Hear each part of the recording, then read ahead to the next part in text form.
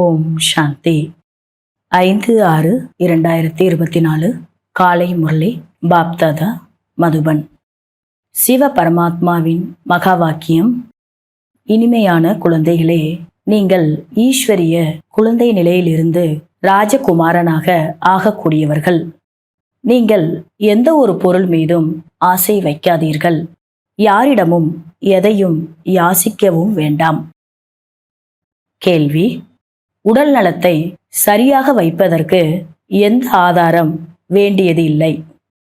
பதில்: வைபவங்களின், அதாவது வசதிகள், பொருட்கள், அதனுடைய ஆதாரத்தில் உடல்நிலை சரியாக இருக்கும் என்று அநேக குழந்தைகள் நினைக்கின்றார்கள். ஆனால் தந்தை கூறுகிறார், குழந்தைகளே, இங்கு வைபவங்களின் மீது ஆசை வைக்கக்கூடாது. வைபவங்களால் உடல் நலம் சரியாகாது. உடல் நலத்தை சரியாக வைப்பதற்கு நினைவு யாத்திரை வேண்டும். குஷி போன்று டானிக் வேறு இல்லை என சொல்லப்படுகின்றது. நீங்கள் குஷியாக இருங்கள், போதையில் இருங்கள். யக்கியத்தில் ததிஜி முனிவரை போல் எலும்பு தேய சேவை செய்தால் உடல் நலம் சரியாகிவிடும். ஓம் சாந்தி. சிவத்தந்தையை செய்பவர் செய்விப்பவர் என சொல்லப்படுகிறது. நீங்கள் ஈஸ்வரிய குழந்தைகளாக இருக்கிறீர்கள். உங்களுக்கு இந்த சிருஷ்டியில் உயர்ந்ததிலும் உயர்ந்த இடம் உள்ளது. குழந்தைகளாகிய உங்களுக்கு நான் இறைவனின் குழந்தை என்கிற போதையும், இறைவனின் வழிமுறைப்படி நடந்து இப்பொழுது மீண்டும் தன்னுடைய ராஜ்ய பாக்கியத்தை ஸ்தாபனை செய்து கொண்டு இருக்கின்றோம் என்கிற போதையும் இருக்க வேண்டும். இதுவும் யாருடைய புத்தியிலும் இருப்பது இல்லை. பாபா அனைத்து சென்டர்களின் குழந்தைகளுக்காக சொல்கிறார். அநேக விதமான சென்டர்கள் இருக்கின்றது. அநேக விதமான குழந்தைகளும் வருகிறார்கள். ஆக ஒவ்வொருவருடைய புத்தியிலும் சதா நினைவில் இருக்க வேண்டும், நாம் பாபாவின் ஸ்ரீமத் படி மீண்டும் இந்த உலகத்தில் சுகம் சாந்தியினுடைய ராஜ்யத்தை ஸ்தாபனை செய்து கொண்டு இருக்கின்றோம். சுகம் மற்றும் சாந்தி, இந்த இரண்டு வார்த்தை மட்டும்தான் உங்களுடைய நினைவில் இருக்க வேண்டும். குழந்தைகளாகிய உங்களுக்கு எவ்வளவு ஞானம் கிடைத்துள்ளது! உங்களுடைய புத்தியும் எவ்வளவு விஷாலமாக இருக்க வேண்டும். இதில் குறுகலான புத்தி செல்லாது. தன்னை இறைவனின் குழந்தை என்று புரிந்து கொள்வதால் பாவங்கள் பஸ்மமாகிவிடும். அநேக குழந்தைகளுக்கு முழு நாளும் பாபாவின் நினைவு இருப்பதே இல்லை.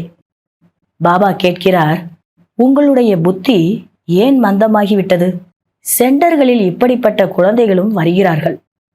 ஸ்ரீமத் படி நாம் உலகத்தை, தன்னுடைய தெய்வீக ராஜ்யத்தை ஸ்தாபனை செய்து கொண்டு இருக்கின்றோம் என்பது புத்தியில் துளியும் நினைவில் இருப்பதில்லை. தினந்தோறும் பாபா சொல்லி புரிய வைக்கிறார், குழந்தைகளே, நீங்கள் போர் வீரர்கள், ராவணனின் மீது வெற்றி பெறக்கூடியவர்கள். பாபா உங்களை கோவிலுக்கு தகுதியானவர்களாக ஆக்குகிறார். ஆனால் அவ்வளவு போதை மற்றும் குஷி குழந்தைகளுக்கு இருப்பதில்லை.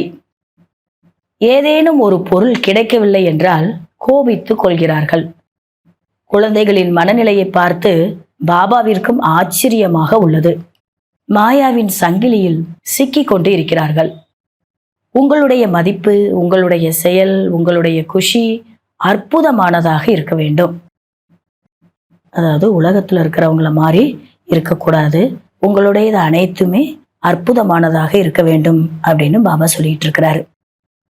யார் உற்றார் உறவுகளை மறப்பதில்லையோ அவர்கள் ஒருபொழுதும் தந்தையை நினைவு செய்ய முடியாது. வியப்பாக உள்ளது இங்கு. குழந்தைகளாகிய உங்களுக்கு மிகுந்த போதை இருக்க வேண்டும். தன்னை ஈஸ்வரிய குழந்தை என புரிந்து கொண்டீர்கள். ஆனால் யாசிப்பதற்கான தேவை இருக்காது. நான் பாபா குழந்தை, ஈஸ்வரனுடைய பிரபுவனுடைய குழந்தைன்னு புரிஞ்சுக்கிட்டீங்கன்னா அங்க யாசிப்பதற்கு அவசியமே இருக்காது அப்படின்னு பாபா சொல்றாங்க. பாபாவோ நமக்கு இவ்வளவு அளவற்ற கஜானாவை கொடுக்கிறார். அதன் மூலம் 21 பிறவிகள் வரை எதையும் யாசிக்க தேவையில்லை. அந்த அளவு போதை இருக்க வேண்டும் உங்களுக்குள். ஆனால் முற்றிலும் மந்தமான குறுகிய புத்தி உடையவர்களாக உள்ளீர்கள். உங்களுடைய புத்தியோ 7 அடி நீளம் இருக்க வேண்டும். மனிதர்களின் உயரம் அதிகபட்சம் 6-7 அடி இருக்கும். தந்தை ஒரு உதாரணம் சொல்றாங்க. மனிதர்கள் அவங்களுடைய உயரம் 6 அடி இருப்பாங்க, இல்லை 7 அடி இருப்பாங்க. அதுக்கு ஈக்குவலா உங்களுடைய புத்தி இருக்கணும், 7 அடி நீளம் இருக்கணும் அப்படின்னு சொல்றாரு. அவ்வளோ விஸ்தாரமா விசாலமா இருக்கணும். பாபா குழந்தைகளை எவ்வளவு உற்சாகத்தில் கொண்டு வருகிறார். நீங்கள் ஈஸ்வரிய குழந்தைகள். உலகத்தில் மனிதர்கள் எதையுமே புரிந்து கொள்ளவில்லை. அவர்களுக்கு நீங்கள் சொல்லி புரிய வைக்கிறீர்கள். நீங்கள் இதை மட்டும் புரிந்து கொள்ளுங்கள். அதாவது நாம் தந்தையின் முன்னால் அமர்ந்துள்ளோம், தந்தையை நினைவு செய்து கொண்டே இருப்போம் என்றால் விகர்மங்கள் விநாசம் ஆகிவிடும். இதை மட்டும் உலகத்தார்களுக்கு நீங்க புரிய வைங்க அப்படின்னு சொல்றாங்க பாபா. மேலும் பாபா புரிய வைக்கிறார், குழந்தைகளே, மாயா உங்களுடைய பெரிய கடுமையான எதிரி. உங்களுக்கு இருப்பது போன்று இந்த உலகத்தில் எதிரி மற்றவர்களுக்கு இல்லை. அதாவது மாயா எதிரி உங்களுக்கு கடுமையா இருக்கு, ரொம்ப பெரிய எதிரி, உங்களுடைய பெரிய எதிரி. ஆனா உங்களுக்கு இருக்கிற மாதிரி வேற யாருக்கும் அந்த அளவுக்கு இல்லை அப்படின்னு சொல்றாரு பாபா. மனிதர்களோ இதை அறிந்து கொள்வதே இல்லை, துச்ச புத்தியோடு இருக்கிறார்கள். பாபா தினந்தோறும் குழந்தைகளுக்கு சொல்கிறார், நீங்கள் இறைவனின் குழந்தைகள், பாபாவை நினைவு செய்யுங்கள். மேலும் மற்றவர்களையும் தனக்கு சமமாக ஆக்கிக் கொண்டே இருங்கள். நீங்கள் அனைவருக்கும் இதையும் புரிய வைக்க முடியும். பகவானோ உண்மையான சாஹிப், அதாவது தலைவன் இல்லையா? ஆக நாம் அவருடைய குழந்தைகள் ஆகின்றோம். நீங்கள் போகும்போதும் வரும்போதும் புத்தியில் இதை மட்டும் நினைவில் வைக்க வேண்டும். யக்ஞ சேவையில் ததீஜி முனிவர் போல் எலும்புகளை தர வேண்டும். இங்கே எலும்புகளை தருவது என்றால் என்ன? இன்னும் அளவற்ற சுக வைபவங்கள் வேண்டும் என்று நினைக்கிறீர்கள் அல்லவா? உடல் நலம் இந்த பொருட்களினால் சரியாகி விடாது. உடல் நலத்திற்காக வேண்டியது நினைவு யாத்திரையாகும். அதில் குஷி இருக்க வேண்டும். பாபா சொல்றாங்க, சில பேருக்கு சரீர நோய் வரும்போது உடல் சரியில்லை அப்படின்னா என்ன நினைப்பாங்கன்னா, எனக்கு நிறைய வசதிகள் இருக்கணும், வைபவங்கள் இருக்கணும், அப்பதான் உடல் நல்லா இருக்கும் அப்படின்னு நினைப்பாங்க. ஆனா இன்னைக்கு பாபா என்ன சொல்றாருன்னா, யக்ஞ சேவை செய்யுங்க, அதுவும் எலும்பு தைய சேவை செய்யுங்க, ததீஜி முனிவர் போல. அப்படி ஒவ்வொரு அங்கங்களையும் நீங்க சேவையில ஈடுபடுத்தினீங்கன்னா சரீரம் தானாகவே சரியாகிவிடும், அதுல சந்தோஷமும் இருக்கும் அப்படின்னு தந்தை சொல்லிட்டு இருக்கிறாரு. முக்கியமா நினைவு யாத்திரையும் தேவைதான் அப்படின்னு சொல்றாரு. குழந்தைகளாகிய நீங்கள் ஒரு சில சொற்களிலேயே அனைவருக்கும் பாபாவின் அறிமுகம் கொடுக்க வேண்டும். பாபா கூறுகிறார், மன்மனா பவ என்று சொல்லுங்கள். கீதையிலும் கொஞ்சம் மாவில் உப்பு உள்ளது போல் சொற்கள் உள்ளது. இது எவ்வளவு பெரிய உலகம், எவ்வளவு மனிதர்கள் இருக்கிறார்கள். பிறகு எதுவுமே இருக்க போவது இல்லை. எந்த ஒரு கண்டத்தின் பெயர் அடையாளமும் இருக்காது. நாம் சொர்க்கத்தின் எஜமானன் ஆகிறோம். இரவும் பகலும் இந்த குஷி இருக்க வேண்டும். ஞானமோ மிகவும் சுலபமானது. சொல்லி புரிய வைப்பவர்கள் மிகவும் திறமசாலிகளாக இருக்க வேண்டும். அநேக விதமான யுக்திகள் உள்ளன. எல்லையற்ற அப்பா நமக்கு கட்டளையிடுகின்றார். நீங்கள் தாரணை செய்து மற்றவர்களுக்கும் பாபாவின் அறிமுகத்தை கொடுக்கிறீர்கள். உங்களை தவிர முழு உலகமும் நாஸ்திகர்கள். உங்களிலும் கூட வரிசை கிரமமாகத்தான் உள்ளீர்கள். சிலரோ நாஸ்திகர்களாகவும் இருக்கிறார்கள் இல்லையா? அதாவது பாபாவை நினைவு செய்வது இல்லை என்றால் அவர்கள் நாஸ்திகர்கள். பாபா எங்களுக்கு நினைவு மறந்து போகிறது என்று அவர்களே தாமாகவே சொல்கிறார்கள். ஆக நாஸ்திகர்கள் ஆகிறார்கள் இல்லையா? பாபாவை மறந்துட்டாலே நாஸ்திகர்கள் தான். சொத்து அடையாதவங்க நாஸ்திகர்கள் சொல்லுவாரு. இன்னைக்கு முரளியில சொல்றாரு, அவரை மறந்துட்டோம், அவருடைய நினைவு நமக்கு வருவதில்லை அப்படின்னாலே நம்ம நாஸ்திகர்கள் தான். உங்களை ராஜகுமாரர்களாக ஆக்குகின்ற அப்படிப்பட்ட தந்தையின் நினைவு வருவதில்லையா? பாபாவுக்கே இது ஆச்சரியமா இருக்கு. உங்களை நான் ராஜகுமாரனாக மாத்திட்டு இருக்கிறேன், அப்படிப்பட்ட தந்தையினுடைய நினைவு உங்களுக்கு எவ்வளோ வரணும், ஆனா வரவில்லை அப்படின்னு சொல்றீங்களே அப்படின்னு ஆச்சரியப்பட்டு கேட்கிறாரு. இதை புரிந்து கொள்வதற்கு கூட விஷால புத்தி வேண்டும். பாபா சொல்கிறார், நான் ஒவ்வொரு 5000 வருடங்களுக்கு பிறகும் வருகிறேன். உங்கள் மூலமாகத்தான் காரியங்களை செய்விக்கின்றேன். நீங்கள் எவ்வளவு நல்ல போர் வீரர்களாக இருக்கிறீர்கள். வந்தே மாதரம் என்று உங்களுக்குத்தான் பாடப்பட்டுள்ளது. நீங்கள்தான் பூஜைக்குரியவர்களாக இருந்தீர்கள், பிறகு பூஜாரியாக ஆகிவிட்டீர்கள். இப்போது ஸ்ரீமத் படி மீண்டும் பூஜைக்குரியவர்களாக ஆகி கொண்டிருக்கிறீர்கள். ஆகவே குழந்தைகளாகிய நீங்கள் மிகவும் அமைதியாக சேவை செய்ய வேண்டும். உங்களுக்குள் அசாந்தி இருக்கக்கூடாது. யாருடைய ஒவ்வொரு நாடி நரம்பிலும் பூதங்கள் நிறைந்துள்ளனதோ அவர்கள் என்ன பதவி பெறுவார்கள்? பேராசையும் கூட பெரிய பூதமாகும். பாபா அனைத்தையும் பார்த்து கொண்டுதான் இருக்கிறார். ஒவ்வொருவரின் நடத்தை எப்படி உள்ளது? பாபாவும் எவ்வளவு போதையை தினந்தோறும் ஏற்றுகிறார். ஒருவர் சேவை செய்யாமல் வெறுமனே உண்பதும் அருந்துவதுமாக இருக்கிறார்கள் என்றால் பிறகு அவர் 21 பிறவிகள் சேவை செய்ய வேண்டியிருக்கும். கடைசியில் அனைவருக்கும் காட்சி கிடைக்கும், சாட்சாத்காரம் கிடைக்கும்.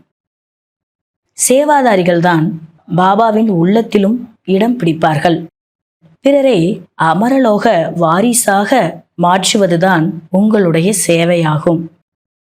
பாபா தைரியத்தை அதிகமாகவே தருகின்றார். தாரணை செய்யுங்கள். தேக அபிமானிகளாக இருப்பவர்களுக்கு இந்த ஞானம் தாரணை ஆகாது. பாபாவை நினைவு செய்து வைஷ்யாலயத்திலிருந்து சிவாலயத்திற்கு செல்லுகிறோம் என்பதை நீங்கள் அறிவீர்கள். ஆகவே அதுபோல் ஆகியும் காட்ட வேண்டும். அதாவது சிவாலயத்திற்கு தகுதி உடையவர்களாகவும் ஆகி காட்டணும் அப்படின்னு சொல்றார். சொன்னா மட்டும் போதாது, செய்தும் காட்டணும். ஒரே ஒரு உண்மையான தந்தைதான் உங்கள் அனைவருக்கும் உண்மையான விஷயங்களை நன்றாக புரிய வைத்துக் கொண்டு இருக்கிறார். சேவை செய்து மற்றவர்களுக்கு நன்மை செய்து கொண்டே இருங்கள். யோக பலம் இல்லையெனில் இது வேண்டும் அது வேண்டும் என்ற ஆசைகள் உங்களுக்குள் இருந்து கொண்டே இருக்கும். பிறகு குஷி இருக்காது. குஷியை போன்று டானிக் இல்லை என்று சொல்லப்படுகின்றது. பிரபுவின் குழந்தைகளுக்கோ மிகவும் குஷி இருக்க வேண்டும். அது இல்லை என்றால் அநேக விதமான விஷயங்கள் மனதிற்குள் வந்து கொண்டே இருக்கும். பாபா உலகத்தின் ராஜ பதவியை கொடுத்து கொண்டு இருக்கின்றார். வேறு என்ன வேண்டும்? ஒவ்வொருவரும் தங்கள் மனதிற்குள் கேட்டுக்கொள்ளுங்கள், நாம் இவ்வளவு இனிமையான பாபாவுக்கு என்ன சேவை செய்கிறோம்? தந்தை கூறுகிறார், அனைவருக்கும் செய்து கொடுத்து கொண்டே இருங்கள். பிரபு வந்திருக்கிறார். உண்மையில் நீங்கள் அனைவரும் சகோதரர்கள். நாங்கள் அனைவரும் சகோதர சகோதரர்கள் என்று கூறுகின்றார்கள். எனில் உதவி செய்ய வேண்டும். இந்த சிந்தனையில் சகோதரர் என்று சொல்கிறார்கள். இங்கோ தந்தை கூறுகிறார், நீங்கள் ஒரு தந்தையின் குழந்தைகள், சகோதர சகோதரர்கள். உலகத்துல சகோதர சகோதரர்கள் அப்படின்னு சொல்றாங்கன்னா ஒருத்தருக்கு ஒருத்தர் உதவி செய்யணும் அப்படிங்கிற நோக்கத்துல சொல்றாங்களாம். ஆனா இங்க பாபா உங்களுக்குள்ள சகோதர சகோதரர்கள் அப்படின்னு ஏன் சொல்றாருன்னா, நீங்கள் அனைவருமே ஒரு தந்தையினுடைய குழந்தைகள் ஆவீர்கள். அந்த கணக்குப்படி பார்க்கும்போது நீங்க அனைவருமே சகோதர சகோதரர்கள். தந்தை சொர்க்கத்தை படைக்கக்கூடியவர். குழந்தைகள் மூலம் சொர்க்கத்தை படைக்கின்றார். சேவைக்குண்டான யுக்திகளை மிகவும் புரிய வைக்கிறார். நண்பர்கள் உறவினர்களுக்கும் கூட நீங்கள் புரிய வைக்க வேண்டும். சிவத்தந்தையை நினைவு செய்து உணவு சமைக்கின்றனர் என்றால் அதனுடைய சக்தி கிடைக்கும். உள்ளத்தில் கேட்டுக்கொள்ள வேண்டும், நாம் அனைவரையும் திருப்திப்படுத்துகிறோமா? மகாரதி குழந்தைகள் எவ்வளவு சேவை செய்து கொண்டிருக்கிறார்கள். பாபா ரெக்சினில் சித்திரங்களை உருவாக்க சொல்லுகின்றார். இந்த படங்கள் ஒருபோதும் கிழியவோ உடையவோ செய்யாது. பாபாவின் குழந்தைகள் உள்ளார்கள், தாங்களாகவே அனுப்பிவிடுவார்கள். சேவை செய்யணும் நோக்கத்தோடு எந்த குழந்தைகள் இருக்கிறாங்களோ அவங்க பாபா சொல்லும் போதே தானாவே எல்லாத்தையும் செய்வாங்க. அது மாதிரி இந்த படங்கள் கூட செய்து அனுப்புவாங்க அப்படின்னு சொல்றாரு. அதுவும் ரெக்ஸினில் செய்யணும் அப்படின்னும் பாபா டைரக்ஷன் கொடுக்குறாரு. பாபா பிறகு பைசா எங்கிருந்து கொண்டு வருவார்? குழந்தைகள் தான் எல்லாம் செய்யணும். பாபா பணம் எங்கிருந்து எடுத்துட்டு வருவாரு அப்படின்னு சொல்றாரு. இந்த சென்டர்கள் அனைத்தும் எப்படி நடக்கின்றன? குழந்தைகள் தான் நடத்துகின்றார்கள் இல்லையா? சிவபாபா சொல்கிறார், என்னிடமோ ஒரு சோழி கூட இல்லை. இன்னும் போக போக தாங்களாகவே சொல்லுவார்கள், எங்களுடைய கட்டிடத்தை நீங்கள் பயன்படுத்திக் கொள்ளுங்கள் என்று. ஆனால் நீங்களோ கூறுவீர்கள், இப்பொழுது மிகவும் தாமதமாகி விட்டது, டூ லேட் என்று. பாபா சொல்றாங்க, எது செய்தாலும் பாபா சொல்லும் போதே உடனடியாகவே நம்ம செய்திடணும். இல்லைன்னா கடைசியில எல்லா குழந்தைகளும் கடவுளுக்கு உதவி செய்ய முற்படுவாங்க. ஆனா அந்த நேரம் டூ லேட் ஆயிடும் அப்படின்னு சொல்றாரு. பாபா ஏழை பங்காளராக இருக்கிறார். ஏழைகளிடம் எங்கிருந்து வரும்? சிலரோ கோடீஸ்வரராகவும் பல மடங்கு கோடிகளுக்கு அதிபதிகளாகவும் உள்ளார்கள். அவர்களுக்கோ இங்கேயே சொர்க்கம் உள்ளது. இது மாயாவினுடைய பகட்டாகும். அதனுடைய வீழ்ச்சி நடந்து கொண்டிருக்கிறது. பாபா சொல்கிறார், நீங்கள் முதலில் பிரபுவின் குழந்தைகளாக ஆகிறீர்கள், பிறகு சென்று ராஜகுமாரர்களாக ஆவீர்கள். இங்க பாபாவினுடைய பிரபுவினுடைய குழந்தைகளாக இருக்கிறோம். அடுத்த சத்தியுகத்துல நம்ம ராஜகுமாரர்களாக ஆவோம். ஆனால் அவ்வளவு சேவை செய்து காட்ட வேண்டும் அல்லவா? சொல்றோம், இப்ப ராஜா ஆகணும் அப்படின்னா எவ்வளவு நம்ம இங்க சேவை செய்யணும்? சேவை செய்து காட்டுங்க அப்படின்றாரு பாபா. மிகவும் குஷியோடும் இருக்க வேண்டும். நாம் பிரபுவின் குழந்தைகள், பிறகு ராஜகுமாரர்கள் ஆகப் போகிறோம். எப்பொழுது அநேகருக்கு சேவை செய்கிறீர்களோ அப்பொழுது ராஜகுமாரர்களாக ஆவீர்கள். நல்லது. இனிமையிலும் இனிமையான காணாமல் போய் கண்டெடுக்கப்பட்ட செல்ல குழந்தைகளுக்கு தாயும் தந்தையுமாகிய பாப்தாதாவின் அன்பு நினைவுகளும் காலை வணக்கமும். ஆன்மீக குழந்தைகளுக்கு ஆன்மீக தந்தையின் நமஸ்காரம். ஆன்மீக தந்தைக்கு ஆன்மீக குழந்தைகளுடைய நமஸ்காரம். கடைப்பிடிக்க வேண்டிய முக்கியமான சாராம்சம். முதல் பாயிண்ட், யாரையும் ஒருபோதும் கோபப்படுத்தக்கூடாது, தானும் கோபப்படக்கூடாது. தன்னுடைய திறமையின் மற்றும் சேவை செய்வதின் அகங்காரத்தை காட்டக்கூடாது. எவ்வாறு பாபா குழந்தைகளுக்கு மதிப்பு தருகிறாரோ அதுபோல் தன்னுடைய மதிப்பை தானே காத்து கொள்ள வேண்டும். இரண்டாவது பாயிண்ட், யோக பலத்தின் மூலம் தன்னுடைய அனைத்து ஆசைகளையும் முடித்துவிட வேண்டும். சதா இந்த குஷி மற்றும் போதையில் இருக்க வேண்டும். நாம் இப்போது பிரபுவின் குழந்தைகள், நாம் தான் பிறகு ராஜகுமாரர்களாக ஆகப் போகிறவர்கள். சதா அமைதியில் இருந்து சேவை செய்ய வேண்டும். ஒவ்வொரு நாடி நரம்பிலும் நிறைந்துள்ள பூதங்களை வெளியேற்றிவிட வேண்டும். வரதானம். பிராமண வாழ்க்கையில் பாபாவிடமிருந்து ஒளி கிரீடம் பெறக்கூடிய மகான் பாக்கியசாலி ஆத்மா ஆகுங்கள். சங்கம யுக பிராமண வாழ்க்கையின் விசேஷ தன்மை பவித்ரதா ஆகும். பவித்ரதாவின் அடையாளம் ஒளி கிரீடம். அதாவது இந்த சங்கம யுகத்தினுடைய பிராமண வாழ்க்கையினுடைய விசேஷ தன்மை என்ன அப்படின்னா தூய்மைதான். அந்த தூய்மையினுடைய அடையாளம் ஒளி கிரீடம். அது ஒவ்வொரு பிராமண ஆத்மாவுக்கும் பாபாவிடமிருந்து கிடைக்கிறது. தூய்மையின் இந்த ஒளி கிரீடம் அந்த ரத்தினங்கள் பதித்த கிரீடத்தை விடவும் அதிகமான சிரேஷ்டமானதாகும். மகான் ஆத்மா, பரமாத்மா, பாக்கியசாலி ஆத்மா, உயர்ந்ததிலும் உயர்ந்த ஆத்மாக்களுக்கு இந்த ஒளி கிரீடம்தான் அடையாளமாகும். பாப்தாதா ஒவ்வொரு குழந்தைகளுக்கும் பிறவி எடுத்ததிலிருந்தே தூய்மையாக ஆகுங்கள் என்ற வரதானத்தை தருகிறார். அதன் அடையாளம்தான் ஒளி கிரீடம் ஆகும். ஸ்லோகன். உங்களது எல்லையற்ற வைராகிய உள் உணர்வு மூலம் இச்சைகளுக்கு வசமாகி கவலையில் இருக்கும் ஆத்மாக்களின் கவலையை தூர விலக்குங்கள். நல்லது. ஓம் சாந்தி. இன்றைய அவ்வக்த சமிக்கை.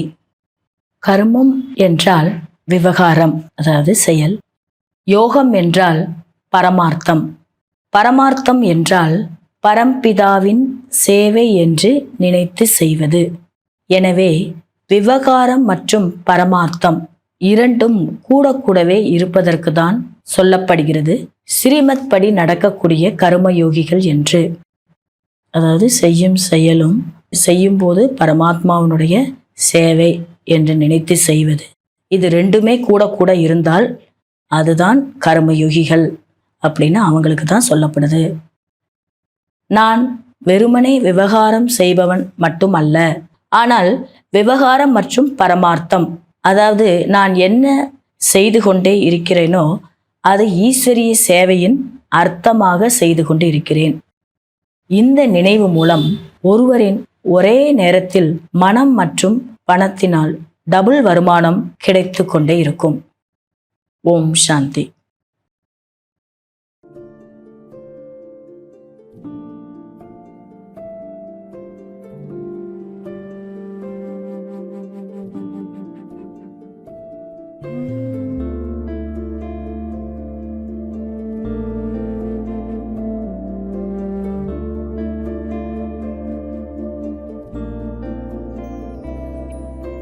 आवाज से परे मधुर साज से भरे अंदाज में बुलाए बाबा पुकार के बच्चिया।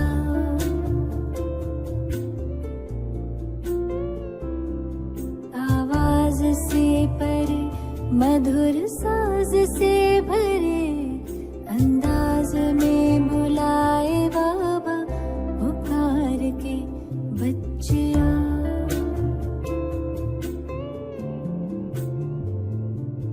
सितारों से दूर सितारों का जहां रहता परम सितारा बेहद सुकून वहां।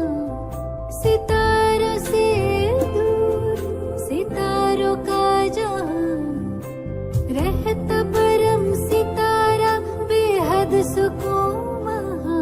बच्चिया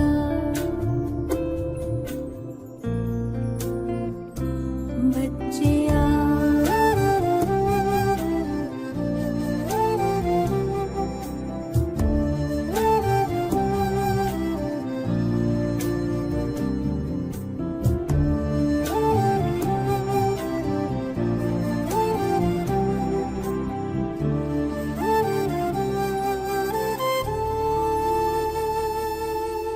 नूर समंदर दिखता सुंदर लहराए निरंतर आनंदित अंतर।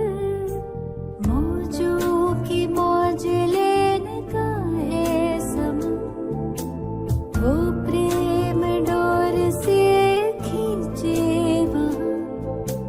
जी भर निहार के लिए पंख प्यार के हम उड़ चले।